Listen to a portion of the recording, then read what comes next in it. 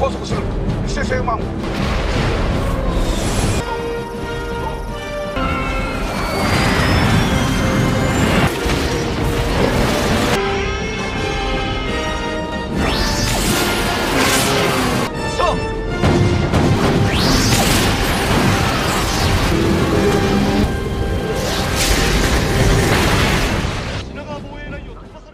Selamat datang kembali di channel New Monster.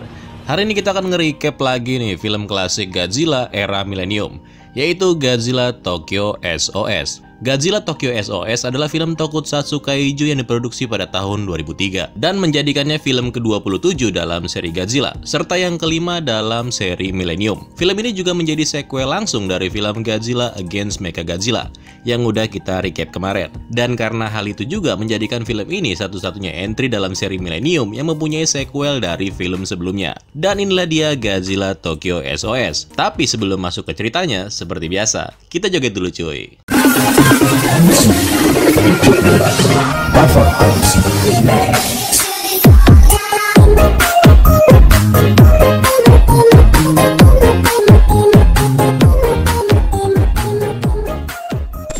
Di bagian awal, kita diperlihatkan dengan penampakan Kiryu dan juga Godzilla yang terbangun dari tidurnya di perairan laut dalam. 1 tahun berselang setelah pertempuran epik antara Godzilla dan Kiryu, pangkalan militer Amerika yang ada di wilayah Hawaii berhasil mendeteksi akan adanya benda terbang mencurigakan yang akan memasuki wilayah udara Jepang. Pihak Jepang dengan cepat mengirimkan 2 jet tempur F-15 untuk menyelidikinya.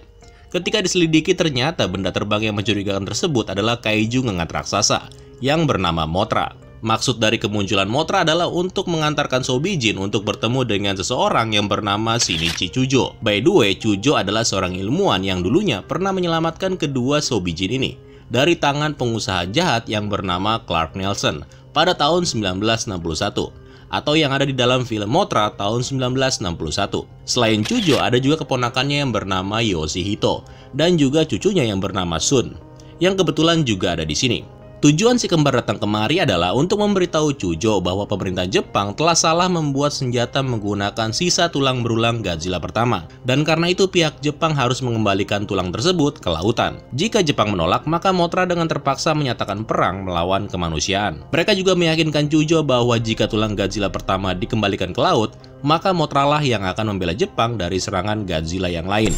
Setelah itu, Sobijin dan Mothra kemudian pergi meninggalkan keluarga Chujo. Sementara itu di markasnya proses perbaikan pada Kiryu hampir selesai. Dan seluruh komponen yang rusak akibat pertarungan sebelumnya melawan Godzilla diharapkan akan segera siap untuk menghadapi Godzilla jika saja si Raja Monster muncul kembali. By the way, Yoshito, keponakannya Chujo tadi, bekerja di tempat ini sebagai teknisi cuy. Nah, beberapa orang dari para anggota pasukan Kiryu rencananya akan dikirimkan ke Amerika Serikat untuk proses pelatihan. Di sini, Yoshito secara nggak sengaja bertemu dengan mantan pilot Kiryu, yaitu Akane. Akane sekarang sudah menjadi salah satu perwira, dan karena itu dia sudah tidak lagi menjadi pilot dari Kiryu. Yoshito dan Akane kemudian terlibat dalam sebuah perbincangan, di mana Akane menyatakan bahwa dia merasa kasihan dengan Kiryu. Akane merasa kalau sebenarnya Kiryu tidak ingin melawan Godzilla.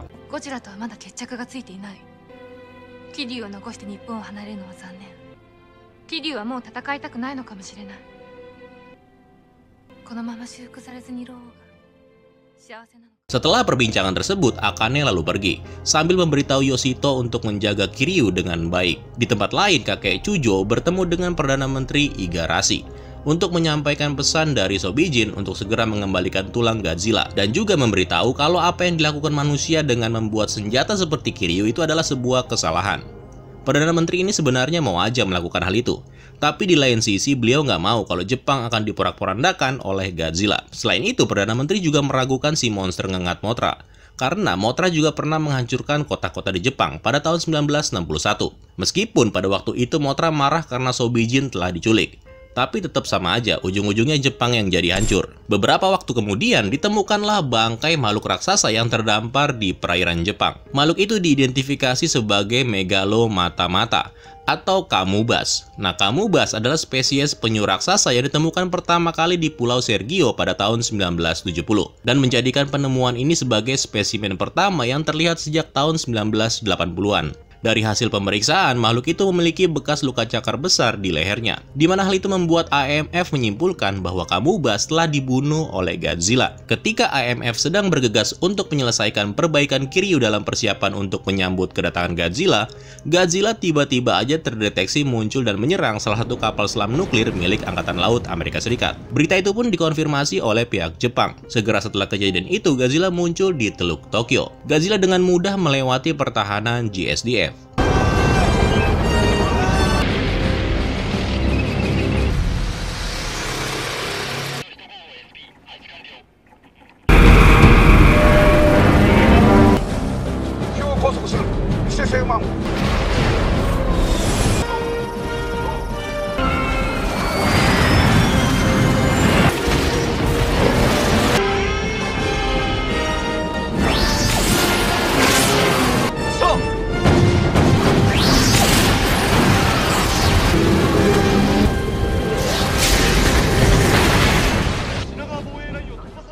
Berbagai persenjataan juga dikerahkan, sampai-sampai Kiryu yang belum 100% siap kini juga dipercepat. Bahkan jika harus beraksi tanpa senjata pamungkasnya, yaitu Absolute Zero.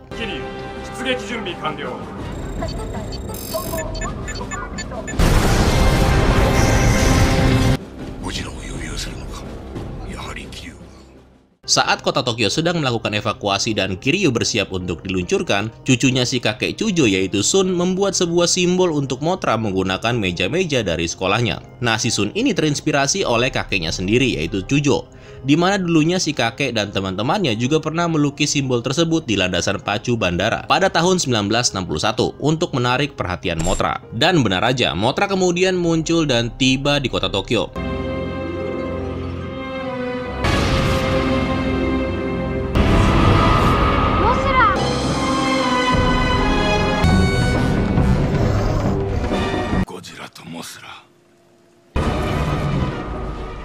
Saat Mothra menyerang Godzilla, Mothra mampu mengimbangi Godzilla untuk sementara waktu.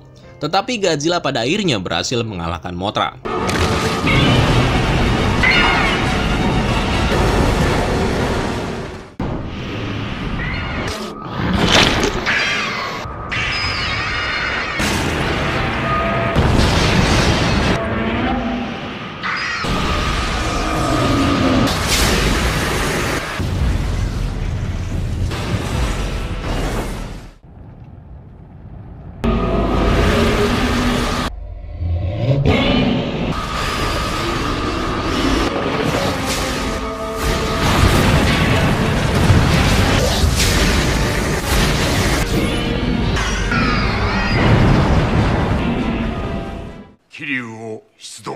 Karena tidak punya pilihan lain, Perdana Menteri memerintahkan Kiryu untuk segera diluncurkan ke pertempuran melawan Godzilla. Godzilla dan Kiryu melakukan pertempuran sekali lagi. Namun dalam pertarungan itu, Godzilla berhasil menjatuhkan Kiryu dengan semburan napas atom.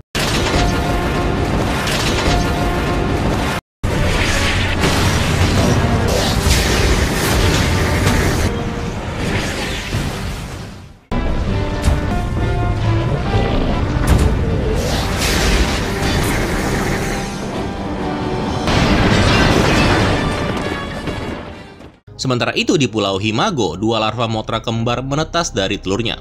Dua larva ini merespon panggilan ibunya yang sedang bertarung melawan Godzilla. Dengan cepat mereka berenang ke Tokyo untuk membantu ibu mereka melawan Godzilla.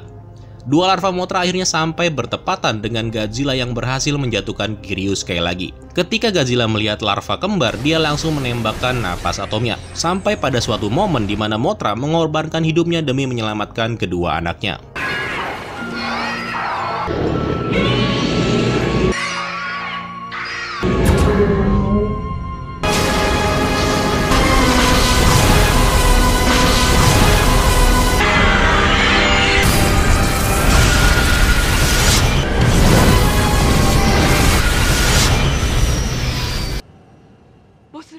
Nah, melihat ibunya udah mati, kedua larva dengan gagah berani melawan Godzilla. Sementara itu, karena Kiryu udah nggak bisa ngapa-ngapain lagi, Yoshito lalu menawarkan dirinya untuk memperbaiki Kiryu. Yoshito terlihat memasuki Kiryu yang rusak, dan mencoba memperbaikinya secara manual.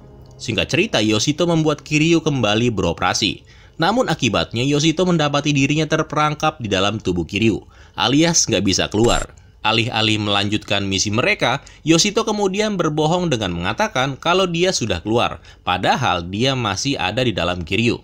Hal itu sengaja dilakukannya supaya memudahkan pilot Kiryu untuk kembali ke medan pertempuran. Kiryu dengan cepat bertemu dan menyerang Godzilla sekali lagi. Dan setelah bertarung cukup lama, Kiryu akhirnya berhasil menembus luka yang ada di dada Godzilla, tepat di bekas luka yang diderita Godzilla setahun sebelumnya.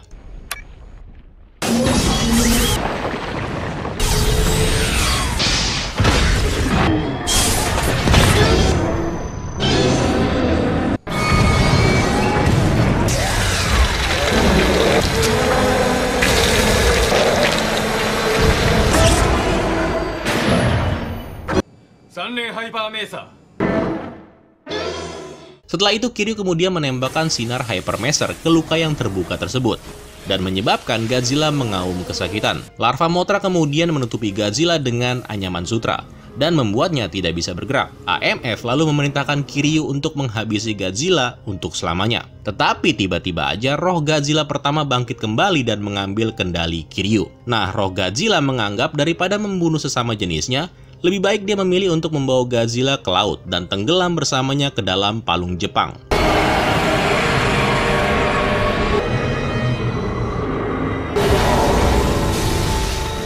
Kiryu, omae.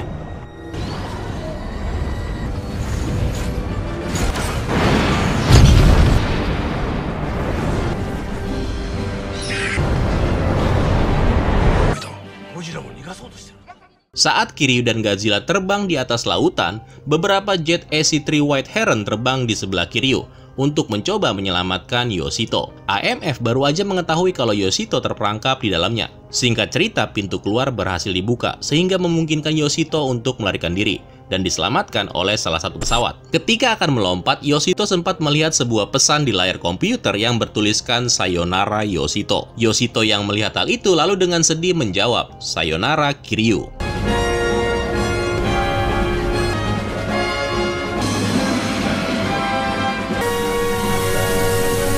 Sayonara, Kiryu.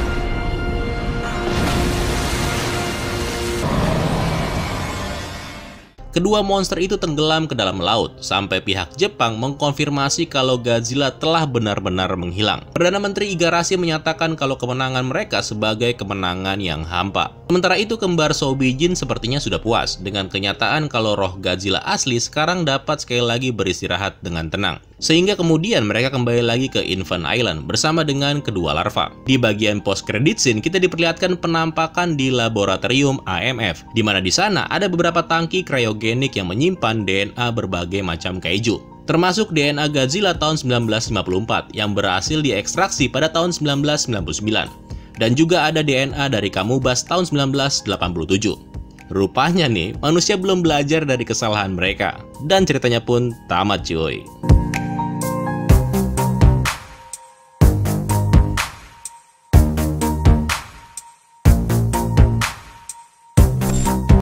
Well, gimana? Seru nggak? Lumayan lah ya. Seperti biasa, Godzilla masih sangat overpower dan butuh banyak kemampuan ekstra untuk mengalahkannya. Mungkin yang sedikit tidak terlalu berpengaruh sebenarnya ya kehadiran Mothra aja di film ini. Tanpa Mothra sekalipun, film akan tetap berlanjut dengan pertarungan Godzilla melawan Kiryu di bagian akhir. Bukan pertarungan model keroyokan. Ya, meskipun peran dari Soubijin pastinya menambah variasi di dalam ceritanya. Yang pada intinya film ini tuh sebenarnya cuma mempertegas aja kalau Mechagodzilla atau Kiryu bisa mengalahkan Godzilla. So, sekian dulu video untuk hari ini. Terima kasih buat kalian yang sudah menonton sampai habis. Dan sampai jumpa di video selanjutnya. Keren lo semua. Ciao.